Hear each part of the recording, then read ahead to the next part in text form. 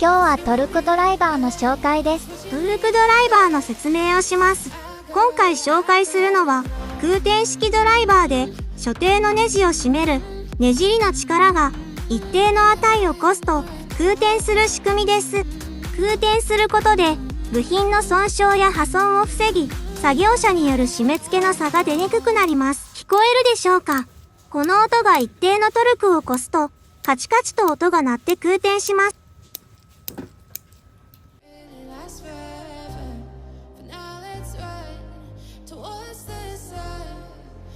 ベアリングに関しては適度な質量と滑らかさがありました。後半でどれくらいの滑らかなのかを検証してみます。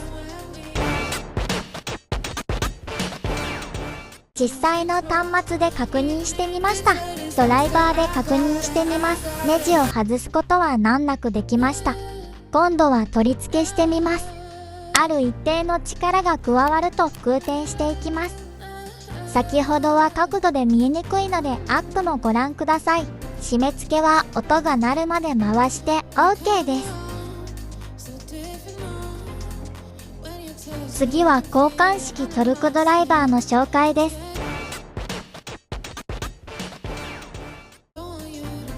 外装は虹色電気メッキです。交換式ということでビット側と本体に磁力が置いているのでネジの吸着保持力は上がっています。交換は中央あたりを回すことで交換ビットが現れてきます。続いて実際にネジを回してみます。ドライバー自体が軽いので少し回すのに慣れが必要かもしれません。外す際も問題なく外れました。締め込みで空転するのがちょうど良い力加減です。交換式で全体的に軽い仕様です。持ち運びに便利なドライバーです。続いてはベアリングチェックしていきます。ドライバー上部のベアリングチェックをしてみます。回っているかのチェックができないので本体に印をつけていきます。それではまず横向きから。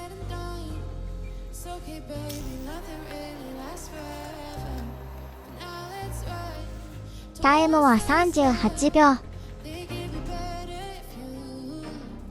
縦方向で測定してみます。タイムは43秒。回していて気持ちの良いくらい回ります。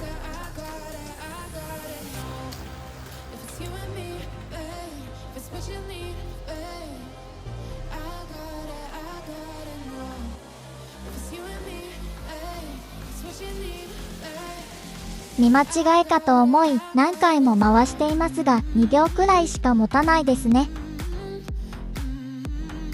ただ上部のベアリングに関しては回れば機能には問題ないのでご参考までに。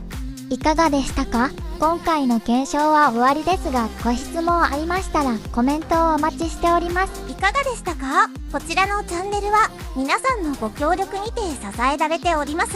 動画を気に入っていただきましたらチャンネル登録よろしくお願いします。いいねボタンもお忘れなくお待ちしております。それでは皆さんまたお会いしましょう。